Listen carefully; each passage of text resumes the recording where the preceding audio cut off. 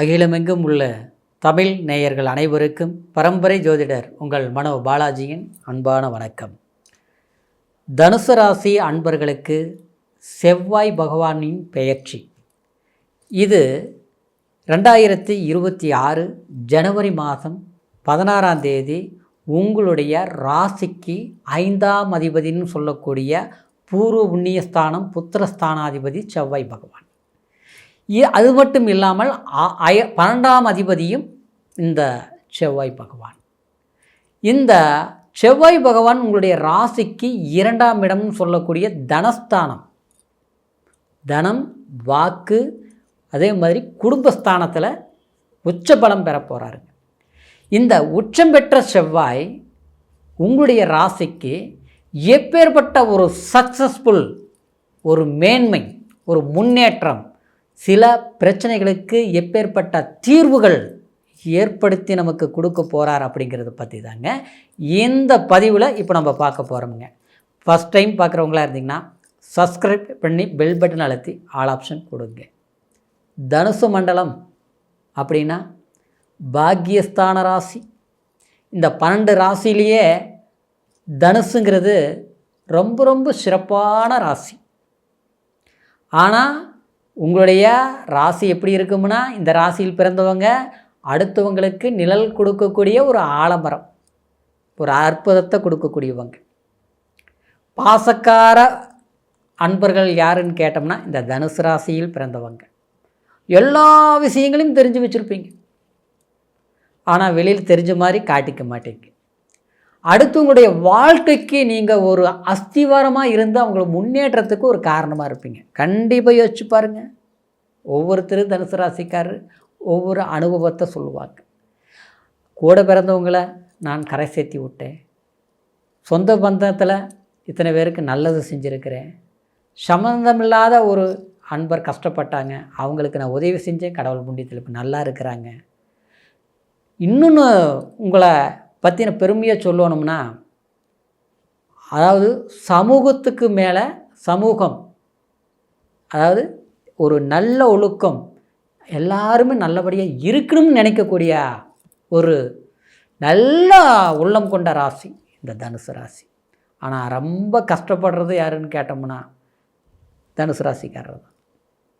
எல்லாருக்கும் பார்த்து பார்த்து பண்ணுறோம், யோசித்து நல்ல விஷயங்களை சொல்கிறோம், செய்கிறோம், கொடுக்குறோம்.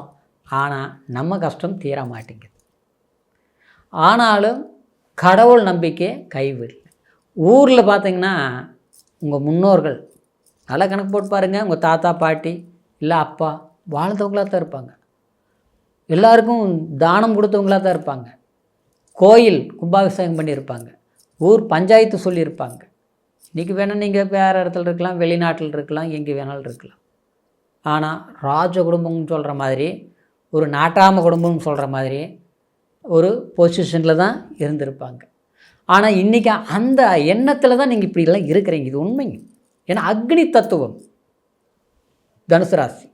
அக்னி தத்துவங்கிறது இன்றைக்கி மேசம், அதே மாதிரி சில ராசிகள் அக்னி தத்துவம் இருந்தாலும் இந்த தனுசு ராசி பொறுத்த வரைக்கும் கோயில் கும்பாபிஷேகம் செய்யக்கூடிய நெருப்பு, சரிங்களா?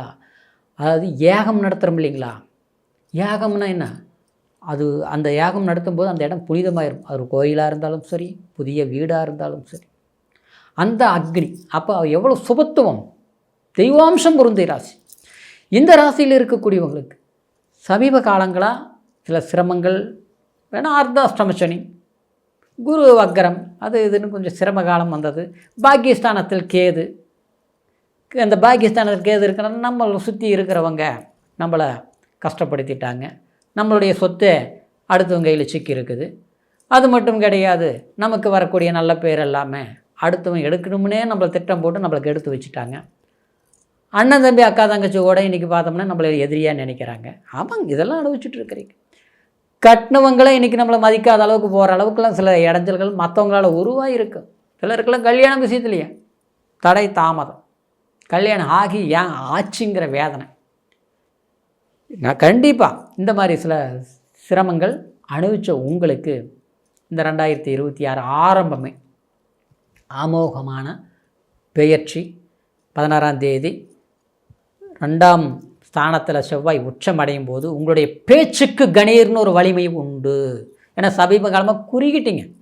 உண்மை சொல்ல போனால் பேசணும்னு நினைக்கிறது பேசுனா, வாய் விட்டு பேசுனா அப்படி சக்ஸஸ் பண்ணிடுவீங்க. ஆனால் பேச முடிய மாட்டேங்குது. பேசணும்னா அந்த இடத்துல எடுபட மாட்டேங்குது. எல்லாமே கைவிட்டு போன மாதிரி ஒரு பதட்டம், குழப்பம், சரியான தூக்கம் இல்லை, ஆரோக்கியம் இல்லை, நிம்மதி இல்லை. அப்படியே பார்க்குறதுக்கு மட்டும் கௌரவமாக போயிட்டு வந்துட்டு இருக்கிறோம். ஆனால் உள்ளுக்குள்ளே வேதனையும் வழி தான் அனுபவிச்சுட்டு இருக்கிறீங்க. சரியாக இருங்க, அவ்வளோவே படாதீங்க. கண்டிப்பாக எல்லா பிரச்சனையும் தீர்வுக்கு வந்துடும். தைரியமாக நீங்கள் 2026 இந்த 16ஆம் தேதியிலிருந்து உங்களுக்குன்னு ஒரு பவர், எனர்ஜி கண்டிப்பாக கிடைக்கும், நிச்சயமாக கிடைக்கும். அப்புறம் புதிய முதலீடு போடுறது கண்டிப்பாக செய்வீங்க. திடீர் அதிர்ஷ்டங்கள் ஏற்படக்கூடிய வாய்ப்புகளும் கண்டிப்பாக உண்டு, மாற்று கருத்தே கிடையாது. சரிங்களா?